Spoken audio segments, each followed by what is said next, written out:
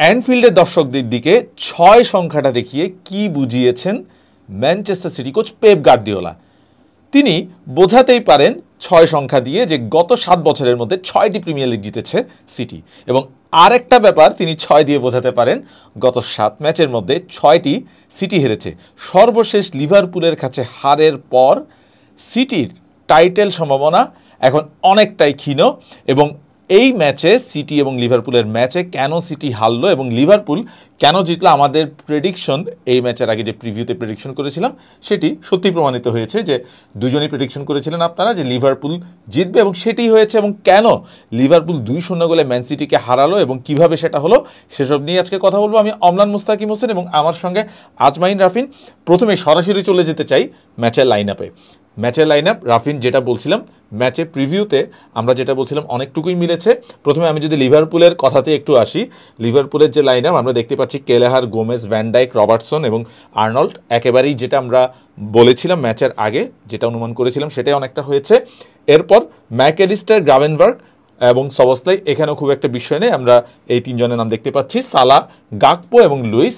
নুনিয়েসকে যে আমরা দেখেছি লিভারপুল কোচ স্লট তিনি সাবে নামিয়েছেন, তাই বাম দিকে প্রেফার করেছেন গাকপোকে, এবং আমরা জানি যে লুইস দিয়াস তিনি সামনে খেলেছেন। সব মিলে লিভারপুলের লাইনটা মোটামুটি প্রেডিক্টেবল ছিল। সিটির ক্ষেত্রে কিছু আমরা দেখেছি সারপ্রাইজিং, সেই চমকগুলো আসলে কি ছিল লাইন আপে? এক্স্যাক্টলি, প্রিভিউতে আমরা বলছিলাম যে ম্যানচেস্টার সিটির ডিফেন্সে একটা পরিবর্তন আসতে পারে এবং লেফট ব্যাক ভার্দিওলের পরিবর্তে আসতে পারে নাথান আকে। যেহেতু ভার্দিওল গত দুটো ম্যাচে দুটো এরর করেছিলেন, সেক্ষেত্রেই কোচ পেপ গার্দিওলা তাকে এই ম্যাচে সাবে রেখে খেলিয়েছেন নাথান আকেকে। এবং সবচেয়ে বেশি সারপ্রাইজিং যেটা, সেটা হচ্ছে গোলরক্ষক পজিশনে সবাই এডারসনকে আশা করছিলাম, এবং অবশ্যই কোচ পেপ গার্দিওলা তিনি তার ট্যাকটিক্যাল ব্রেন দিয়ে এই এডারসনকে পরিবর্তন করে সেখানে নামিয়েছেন স্টেফান ওর্তেগাকে, এবং তিনি জানিয়ে দিয়েছেন এটা কোনো ইনজুরি বা অন্য কোনো কারণে নয়, সম্পূর্ণ ট্যাকটিক্যাল কারণে এই ডিসিশনটা তিনি নিয়েছেন। এছাড়া মিডফিল্ডে কেভিন ডি ব্রুইনা তিনি এখনও স্টার্ট করার মতো ফিট হতে পারেননি, তার পরিবর্তে বার্নার্ডো সিলভা এবং গুন্দোয়ানকে ডিফেন্সিভ মিড পজিশনে রেখে তাদের সামনে রেখেছিলেন ফিল ফোডেনকে, এবং দুপাশে ম্যাথিয়াস নুনেস এবং রিকো লুইস ছিলেন, আর সবার সামনে তো অবশ্যই এর্লিং হ্যাল্যান্ড, এবং এই একাদশ নিয়ে শুরু করেছিল ম্যানচেস্টার সিটি। সো প্রথম 12 মিনিট আসলে যেটা হয়েছে, প্রথমে আমরা দেখেছি প্রথম 12 মিনিটে যে গোলটা হয়েছে, আমরা একটু গোলের কথায় আগে আসি। এদিক থেকে আমরা দেখেছি আর্নল্ড একটু ইনভার্ট করে ভিতরে ঢুকে গেছেন, তিনি একটা লং বল দিয়েছিলেন সালাকে, সালা দিক থেকে দারুণ একটা রান নিয়েছেন, এবং সালার ক্ষেত্রে সালা যখন এদিকে চলে এসে এদিকে রানটা নিয়েছেন, তিনি এখান থেকে একটা বল বাড়িয়েছেন যেটা গাকপো ফার পোস্টে এসে পা ছুঁয়ে গোল করেছেন। এবং প্রথম দিকে আসলে লিভারপুল যেটা ট্রাই করেছে, যে লং বলটার কথা বলছিলাম, বারবার এরকম লং বলে খেলা তারা হিট করার ট্রাই করেছে এবং প্রচণ্ড প্রেস করেছে।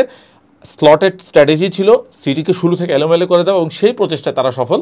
বরং কিছুটা দুর্ভাগ্য লিভারপুলের বলতে হবে, তারা অনেকগুলো সুযোগ কাজে পেয়েছিল। ইনফ্যাক্ট প্রথম 19 থেকে 20 মিনিটের মধ্যে তারা অন্তত 4টি গোল স্কোরিংয়ের ক্লিয়ার কাট চান্স পেয়েছিল।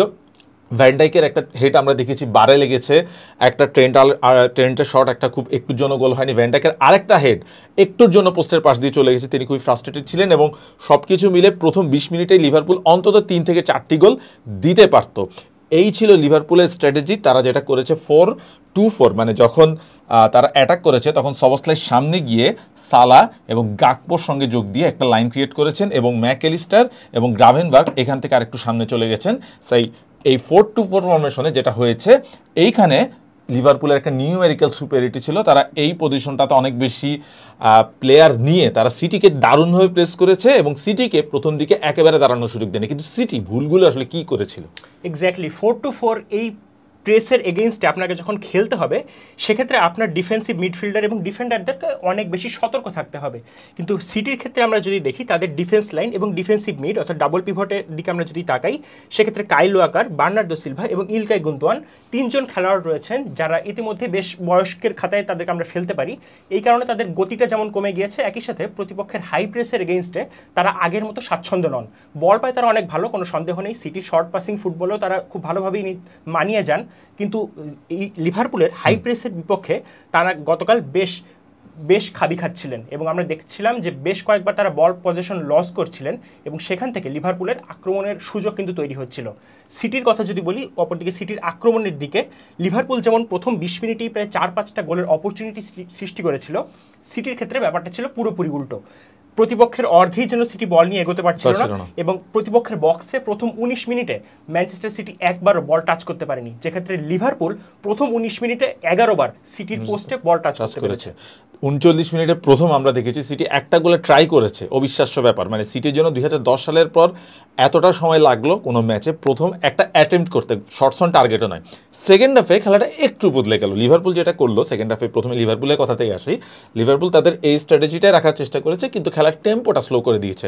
স্লটের ক্ষেত্রে যেটা সবসময় বলা হচ্ছে, তিনি একই সঙ্গে হেভি মেটালও যেমন করতে পারেন, তেমনি ক্লাসিক্যাল সঙ্গীতের মতো ফুটবলও তিনি খেলাতে পারেন। প্রথম দিকে যেরকম হেভি মেটাল ফুটবল লিভারপুল খেলেছে ক্লপের মতো, সেকেন্ড হাফে লিভারপুল কিন্তু একদম আরাম করে সুন্দর গুছিয়ে ফুটবল খেলেছে এবং সেই খেলাটা ছিল লিভারপুলের জন্য খুবই স্বস্তিদায়ক। তাদেরকে খুব বেশি কোনো কিন্তু ট্যাকটিক্যাল চেঞ্জ করতে হয়নি এবং এটা না করার কারণে তারা একটু স্লো করেছে। তখন সিটি হয়তো একটু ম্যাচে ফেরার সুযোগটা পেয়েছিল, সেটা আসলে কিভাবে পেল? এক্স্যাক্টলি, সিটি যেটা করেছে সেকেন্ড হাফে, ম্যানুয়েল আকাঞ্জিকে কোচ পেপ গার্দিওলা একটু উপরের দিকে নিয়ে এসেছেন এবং সেক্ষেত্রে ম্যানচেস্টার সিটি 3-2-2-3 অনেকটা এমন একটা ফরমেশন ক্রিয়েট করেছিল এবং মিডফিল্ডে প্রথম হাফে যে ডিসঅ্যাডভান্টেজে ছিল ম্যানচেস্টার সিটি, দ্বিতীয় হাফে নিউমেরিক্যাল সুপিরিয়রিটি দিয়ে চেষ্টা করেছিল যে সেই ডিসঅ্যাডভান্টেজটাকে অ্যাডভান্টেজে পরিণত করার। সেক্ষেত্রে তারা অনেকটাই সফল হওয়ার চেষ্টা করেছিল এবং কিছু সাবস্টিটিউট ম্যানচেস্টার সিটির কোচ পেপ গার্দিওলা করেছিলেন এবং আমরা দেখেছিলাম যে জেরেমি ডোকু, সাভিনহা, এছাড়া জ্যাক গ্রিলিশ এবং কেভিন ডি ব্রুইনা, এই 4টা সাব নামার পরে সিটি 2 উইং দিয়ে অনেক বেশি আক্রমণ করা শুরু করে এবং তবে সেই শেষ পর্যন্ত কাজটা আসলে হয়নি এবং আর্লিং হাল্যান্ড তাকে তারা খুব ভালো বল ফিড করাতে পারেনি যেখান থেকে তিনি গোল করতে পারবেন। কেভিন ডি ব্রুইনা একটা সুযোগ পেয়েছিলেন ভার্জিল ফন ডাইকের একটা ভুল থেকে, কিন্তু সেই সুযোগটা আসলে ঠেকিয়ে দিয়েছিলেন কালেহার। এরপরে আমরা দেখলাম সেকেন্ড হাফে লিভারপুল একটু স্লো করে দেওয়ার পরও শেষ পর্যন্ত তারা কিন্তু একটি গোল ঠিকই আদায় করে নিল। আমরা একটা পেনাল্টি দেখলাম দিয়াজ এবং এখানে ওর্তেগা এবং আমরা দেখেছি আকাঞ্জির একটা যৌথ একটা ভুল। প্রথমে আকাঞ্জি, শেষ পর্যন্ত আকাঞ্জি আসলে ভুলটা করেছেন, এরপরে ওর্তেগা সেই পেনাল্টিটা পাইয়ে দিয়েছেন আমরা বলতে পারি লিভারপুলকে এবং সেই পেনাল্টি থেকে সালা গোল করে ব্যবধানটা তিনি দ্বিগুণ করেন। সালা যদিও এর আগে একটা ওপেন নেটের মতোই সুযোগ একটা মিস করেছেন সেকেন্ড হাফে আমরা দেখেছি। সো সেকেন্ড হাফে সিটি একটু মানে কামব্যাক করার ট্রাই করলো, শেষ পর্যন্ত কিন্তু লিভারপুলই ক্লিয়ার কাট সুযোগগুলো আসলে বেশি পেয়েছে। পেনাল্টি থেকে একটা গোল পেয়েছে এবং আরেকটা ইজি গোল পেতে পারতো সালার, সেটা পায়নি। ওভারঅল সেকেন্ড হাফে লিভারপুল খুব বেশি ট্যাকটিক্যাল চেঞ্জ আসলে করেনি।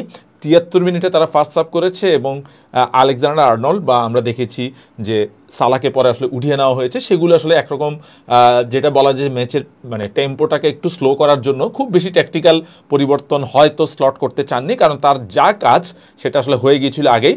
তিনি বরং একটু অখুশি হতে পারেন এই ভেবে ফার্স্ট হাফে এতগুলো সুযোগ পাওয়ার পরও লিভারপুল ম্যাচটা কিল করতে পারেনি, একটা গোলের মাত্র লিড নিয়েছে।